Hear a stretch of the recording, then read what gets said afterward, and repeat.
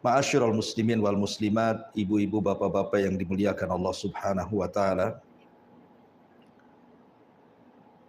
Di dalam surah Al-Insyiqaq, Allah Subhanahu wa taala berfirman setelah menjelaskan tentang hal ihwal apa yang terjadi dengan kedatangan hari kiamat, di mana Allah Subhanahu wa taala akan menghancurkan alam semesta dan tidak tersisa kecuali Allah Subhanahu wa taala. Kemudian Allah Subhanahu wa taala mengatakan, ya ayyuhal insan innaka kadihun ila rabbika kadhan famulaki. Wahai manusia, innaka kadihun, sesungguhnya engkau akan bekerja dengan sangat letih, kepayahan, ila rabbika, menuju Rabbmu, kadhan, dengan sebuah keletihan, famulaki, dan kelak akan berjumpa dengan Allah Subhanahu wa taala. Ayat ini dalam surah Al-Insyiqaq menjelaskan kepada kita bahwa manusia hidup itu pasti harus lelah dan letih beramal. Makanya Allah Subhanahu wa taala di dalam Al-Qur'anul Karim mengatakan, fa idza faragta fansab. Apabila Anda sudah melakukan amal saleh, kemudian selesai, maka beralihlah kepada amal saleh yang lain. Tetapi terkadang manusia dilupakan bahwa dia sedang berjalan menuju Allah Subhanahu wa taala. Terkadang manusia dilalaikan kalau dia sedang melakukan safar menuju Allah Subhanahu wa taala. Sehingga tak jarang di antara kita yang kemudian menghabiskan waktu-waktunya bukan untuk ketaatan kepada Allah. Lupa salat, lupa zikir, lupa baca Quran, cenderung melakukan maksiat kepada Allah Subhanahu wa taala, dan begitu seterusnya. Tapi di sana ada orang-orang yang subhanallah menghabiskan waktu-waktunya untuk beribadah kepada Allah Subhanahu wa taala. Salat tepat waktu. Walaupun dia bekerja, lisannya terus berzikir kepada Allah Subhanahu wa taala dan beristighfar. Dia pun meluangkan waktu untuk membaca Al-Quran, birrul walidain, menyambung silaturahim, dan macam-macam. Ya, karena manusia itu pasti akan kembali kepada Allah Subhanahu wa taala. Inna lillahi wa inna ilaihi rajiun. Kepada Allah lah, dari Allah lah kita ada, dan kepada Allah lah kita kembali. Ma'asyiral muslimin wal muslimat, ibu bapak yang dimuliakan Allah Subhanahu wa taala. Setiap manusia pasti ditakdirkan ada kematiannya. Makanya Allah Subhanahu wa taala berfirman, kullu nafsin dha'iqatul maut. Setiap jiwa itu pasti mengalami kematian. Para pendahulu kita, para nabi dan rasul, para sahabat nabi, para ulama, mereka orang-orang mulia, namun mereka pun disentuh dengan kematian. Apalagi kita. Nabi SAW sampai membatasi umur umat Islam itu, kata Nabi SAW, a'maru ummati baina sittina wa sab'in. Bahwa usia umatku ini, kata Rasul, hanya sekitar 60 sampai 70 tahun saja, dan sedikit yang melewati itu. Artinya setiap kita pasti akan mengalami kematian, dan setiap orang yang mengalami kematian pasti berjumpa dengan Allah Subhanahu wa taala. Ada yang berjumpa dengan Allah Subhanahu wa taala dan Allah pun senang dengan kita. Tetapi ada orang-orang yang berjumpa dengan Allah dan Allah murka kepada kita, naudzubillah.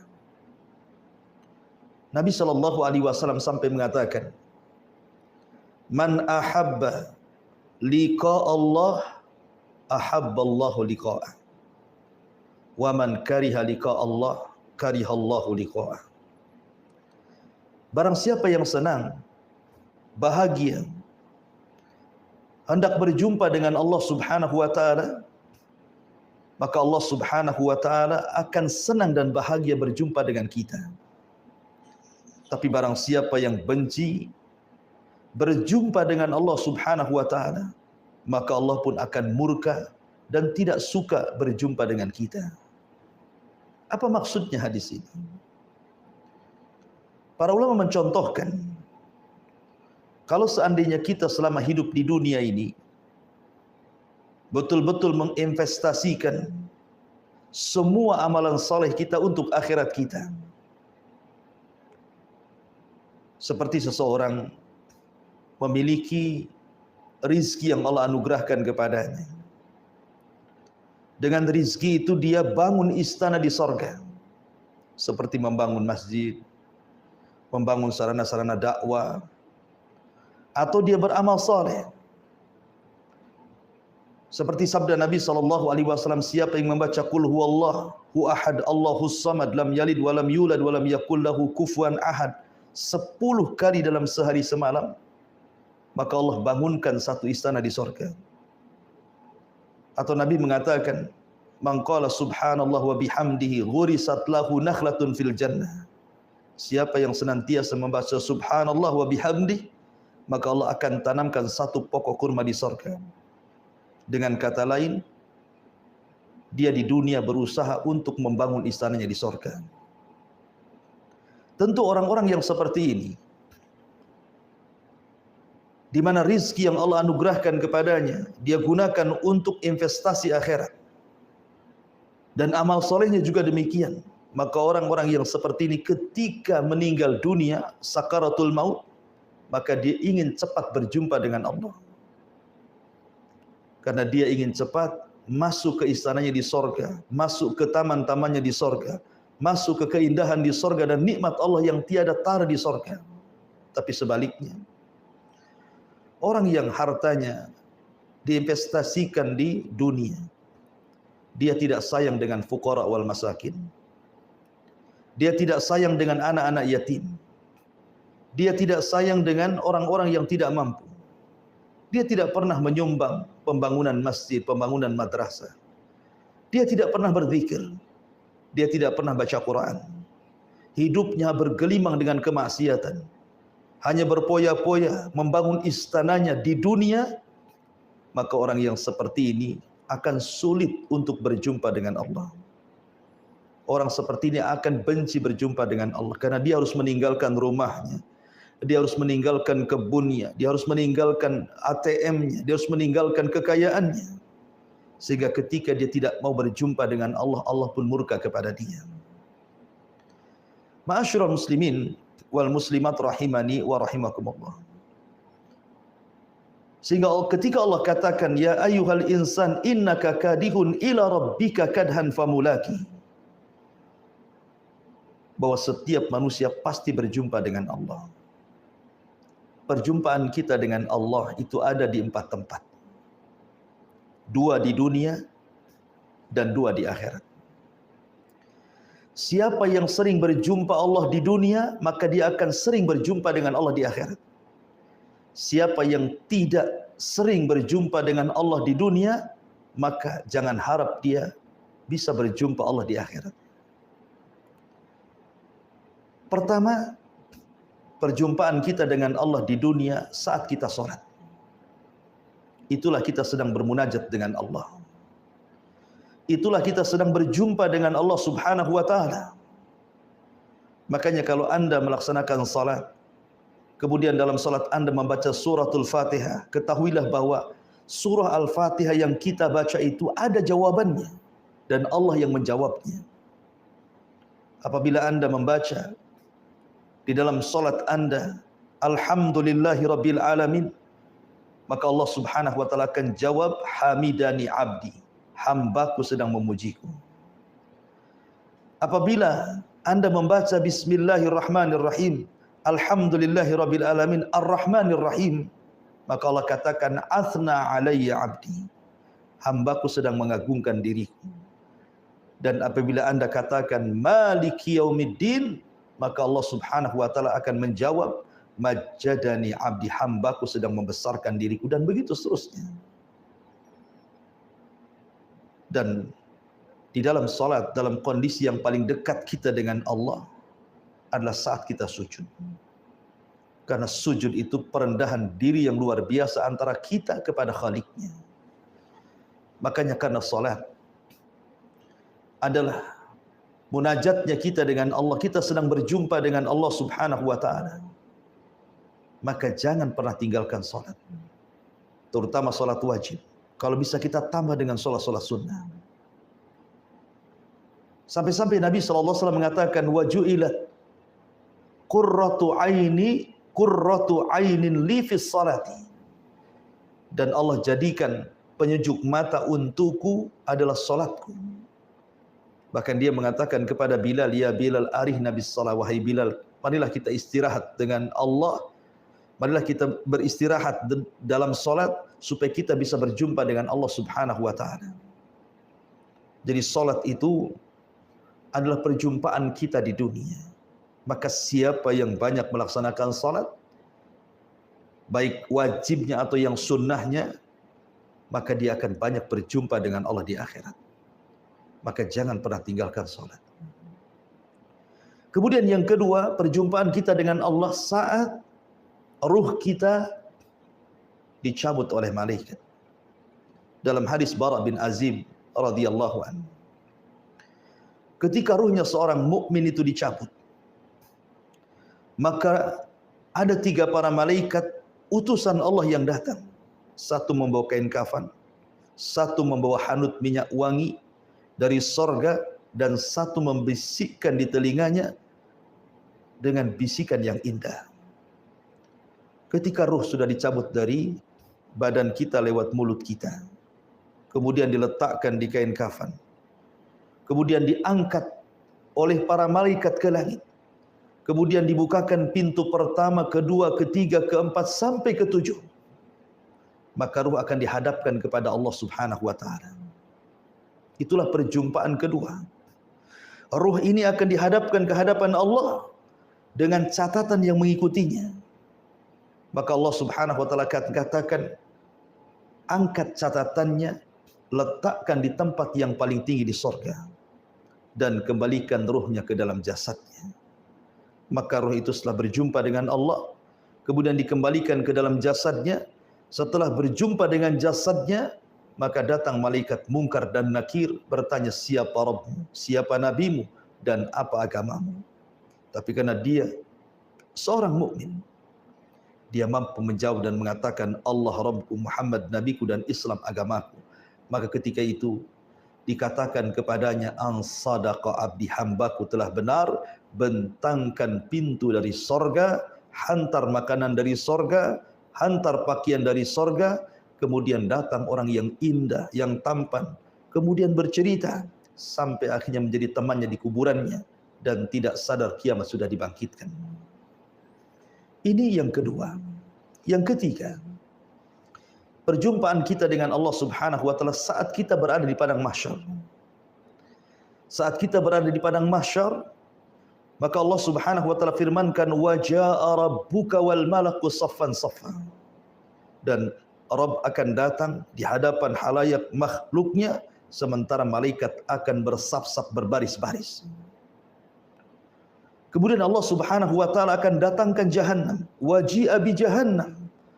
Maka Jahannam kemudian akan didatangkan, dan Jahannam memiliki 70.000 tali kekang, dan setiap satu tali kekang digeret oleh 70.000 malaikat. Saking besarnya. Kemudian manusia akan disaksikan dengan pandangan yang sangat-sangat mengkhawatirkan. Jahannam di depannya. Kemudian disitulah ada proses yang disebut dengan tatoyurus suhuf, di mana catatan kita akan diterbangkan, ada yang mengambil dengan tangan kanan, tangan kiri, dan di belakang punggung. Kemudian setelah itu terjadi hisab, kemudian setelah itu terjadi mizan timbangan, dan begitu seterusnya. Dan tentu perjumpaan yang terakhir dengan Allah Subhanahu wa taala, kalau Allah takdirkan kita masuk surga, adalah langsung melihat wajah Allah, ru'yatullah. Dan ini kenikmatan yang tidak ada bandingannya di surga. Ketika Allah Subhanahu wa taala berbicara kepada penduduk surga, di balik tabir dan tabirnya Allah Subhanahu wa taala cahaya. Maka Allah mengatakan, saluni ma syi'tum fahada yaumun mazid. Mintalah kepadaku, ini hari tambah nikmat untuk kalian. Maka penduduk surga mengatakan, ya Rabb, alam tubayyid wujuhana wa tudkhilana al-jannah wa tubaiduna anin nar. Bukankah engkau sudah memutihkan wajah-wajah kami? Bukankah engkau sudah masukkan kami ke surga? Bukankah engkau sudah mengeluarkan kami dari neraka? Sudah cukup ya Rabb. Tapi Allah mengatakan, saluni masyid, minta. Maka kemudian mereka meminta agar Allah meridai mereka tinggal di surga. Dan Allah tidak pernah murka sedikit pun. Karena kalau Allah murka maka nasibnya sama dengan Adam, dikeluarkan dari surga. Kemudian permintaan yang kedua agar mereka bisa melihat wajah Allah. Karena Nabi Musa pernah melihat wajah Allah di dunia, meminta untuk dilihatkan wajah Allah di dunia. Allah katakan, lan tarani, engkau tidak bisa melihatku. Akhirnya kemudian Allah singkap tabirnya, dan tabir Allah cahaya. Tiba-tiba semua penduduk surga melihat Allah Subhanahu wa taala. Mereka mengatakan, demi Allah, tidak ada kenikmatan yang lebih besar dibandingkan ru'yatullah, melihatnya kita kepada Allah Subhanahu wa taala. Maka barang siapa yang selalu berjumpa dalam salat di dunia, maka di akhirat kelak di surga kita paling sering berjumpa dan melihat wajah Allah Subhanahu wa taala. Ma'asyiral muslimin wal muslimat, ibu-ibu yang dirahmati Allah Subhanahu wa taala dan juga bapak-bapak yang dimuliakan Allah Subhanahu wa taala. Ini penafsiran yang pertama dari kalimat al-mulaki, famulaki, bahwa kita akan berjumpa dengan Allah. Tapi ada sebagian para ulama mengatakan bahwa kalimat famulaki, bahwa kita akan berjumpa dengan amalan kita. Perjumpaan kita dengan amalan kita itu bisa terjadi di dunia dan juga akan terjadi di akhirat. Pertama, kita akan berjumpa dengan amal kita di dunia. Bahwa setiap amal kebaikan pasti ada pengaruhnya dan kita akan rasakan. Sebagaimana amalan buruk pun ada pengaruhnya dan kita bisa rasakan. Makanya sebagian ulama salaf mengatakan, terkadang dosa itu memiliki pengaruh kepada keluarga dan kendaraan. Sehingga kalau seandainya kita diuji, anak kita nakal, kemudian suami istri sering bertengkar, atau ada masalah dengan keluarga, berarti ada masalah dengan amal kita. Atau seandainya Anda diberikan kendaraan asli rusak saja, asli mogok terus, bolak-balik masuk bengkel, tidak berkah kendaraannya, berarti ada masalah dengan amalan kita. Sebab kalau amalan kita baik, pasti Allah akan berkahi keluarganya, Allah berkahi anak-anaknya, Allah berkahi orang tuanya, Allah berkahi tetangganya, bahkan Allah berkahi juga sampai kepada kendaraannya. Tapi kalau seandainya kita suka maksiat kepada Allah Azza wa Jalla, maka terkadang pengaruh maksiat itu menjadikan anak-anak menjadi nakal, pasangan suami istri bertengkar dan akhirnya berakhir dengan perceraian, bermasalah, bertengkar selalu dengan tetangganya, kendaraan asik bolak-balik mogok dan rusak dan begitu seterusnya. Karena amalan itu bisa kita rasakan ada di dunia hasilnya. Dan Anda bisa coba. Coba Anda 1 bulan ini betul-betul tutup keran maksiat, buka keran ibadah, buka keran amal saleh, maka Anda akan merasakan kelezatan hidup di dunia ini. Tapi kalau sebaliknya, Anda buka keran maksiat dalam 1 bulan, maka kehidupan Anda tidak akan pernah tenang. Saya garanti tidak akan pernah tenang. Karena maksiat itu membawa pengaruh keburukan. Kemudian yang kedua, amalan juga akan menjumpai kita saat kita berada di alam barzakh. Ketika tiba-tiba orang yang dimasukkan ke dalam kuburan hidup sendirian di kuburan. Ibu bapak yang dimuliakan Allah Azza wa Jalla, kalau seandainya Anda hidup sendiri di kamar, dikurung, tidak bisa keluar 1 bulan saja, tentu Anda akan suntuk luar biasa, bosan. Apalagi tidak ada hiburan, tidak ada TV, tidak ada handphone, tidak ada apa-apa. Hanya suruh berdiri duduk dalam ruangan. 1 bulan saja, mungkin ada stres. Macam mana orang yang masuk kuburan? Sendirian dalam kuburan. Menunggu kiamat dibangkitkan. Coba Anda renungkan. Anda tidak ada kawan di situ. Sendirian di dalam kuburan. Menunggu kiamat. Sementara orang yang meninggal sejak zaman Adam sampai hari ini, kiamat tidak dikiamat-kiamatkan. Atau dari zaman Nabi SAW meninggal sampai hari ini, kiamat pun tidak kunjung datang. Berapa lama dia harus tinggal di kuburan? Tetapi bagi orang-orang yang beriman, tiba-tiba datang seorang yang tampan, seseorang yang wangi, seseorang yang menyenangkan, seseorang yang ganteng, mengasihkan, tiba-tiba datang. Kemudian ngajak bicara, ngajak ngobrol. Kemudian tanpa sadar tiba-tiba kiamat dibangkitkan. Dan orang ini memberitahu bahwa Allah sudah memerintahkan Israfil untuk meniupkan sangkakalanya. Dia sangka di kuburan dia itu sudah lama, baru sebentar, padahal sudah lama. Maka dia pun mengatakan, Ya Rab, aqimis sa'ah, ya Rab, tegakkan kiamat, tegakkan kiamat. Karena saya bisa kembali, biar saya bisa kembali menemui keluargaku, istanaku, dan hartaku, maksudnya di surga.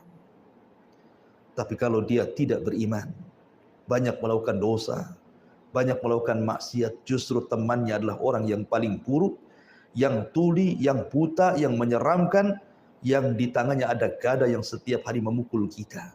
Seandainya kita dalam ruangan tidak disiksa pun kita sudah boring, apalagi dihadapkan dengan orang yang menyiksa kita dalam ruangan itu. Dan itulah gambaran yang akan terjadi dalam kuburan, na'udzubillah. Kemudian kelak di padang mahsyar, kita pun akan menjumpai amalan kita. Ketika Allah Subhanahu wa taala kemudian terbangkan catatan-catatan amal kita, maka ada orang yang mengambil dengan tangan kanannya, dengan tangan kirinya, di balik punggungnya. Dan itu menunjukkan bahwa seseorang akan mengetahui dan mendapatkan amalannya. Bahkan ketika ditimbang, kalau seandainya catatan kebaikannya yang berat, maka timbangan itu akan memberatkan dirinya.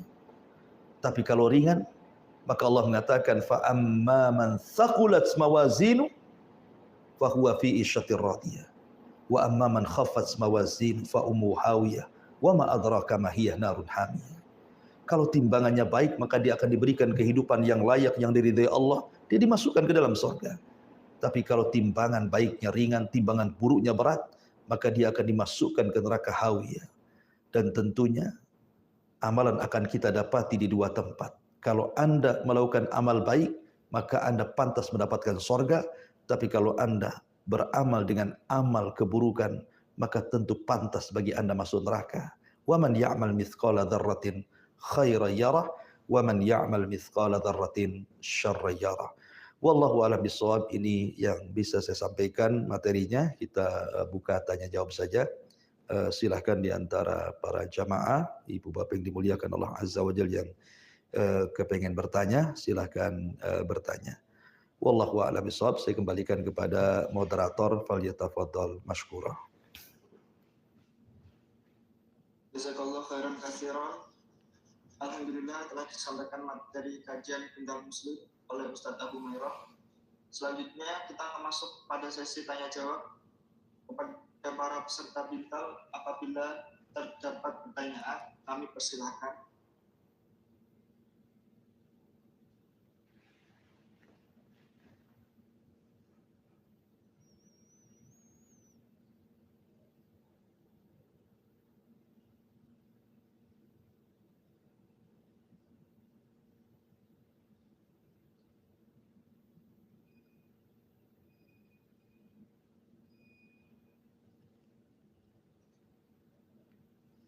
Afwan Ustaz, Ya.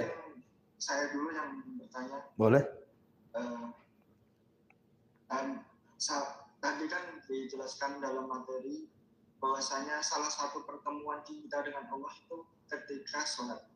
Dan Allah pun memerintahkan kita melaksanakan sholat dengan tepat waktu. Tapi dalam menjalankan pekerjaan, terkadang kita pernah mengikuti rapat dengan pimpinan yang terkadang bertabrakan dengan waktu sholat Ustaz. Yeah. Nah, sebagai seorang muslim dan kita posisi sebagai bawahan, bagaimana sikap yang perlu kita lakukan, Ustaz? Iya. Alhamdulillah, salatu wassalamu ala Rasulillah, amma ba'du. Terkadang sadar ataupun tidak kita ini lebih mengagungkan makhluk dibandingkan penciptanya.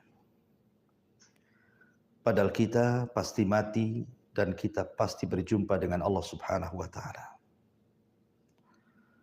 Apabila datang pimpinan, terkadang mungkin pimpinan dari pusat datang kemari, semua sibuk. Mulai dari penjemputan di bandara, kemudian sampai mengadakan acara, protokolernya, sambutannya, macam-macam. Tetapi ketika undangan itu datang dari Allah Subhanahu wa taala, Allah yang datang kepada kita. Contoh saja, hadis Nabi sallallahu alaihi wasallam, yanzilu rabbuna ila sama'i dunya fi kulli thuluthil lailil akhir wa dzalika kulla lailatin. Allah itu turun pada sepertiga malam akhir ke langit dunia, menjumpai kita hamba-hambanya.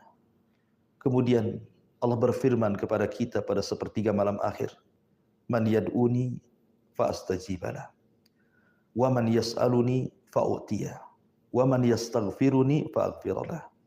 Siapa yang berdoa ku kabulkan, siapa yang minta ku berikan, siapa yang minta ampun ku ampuni dosa-dosanya.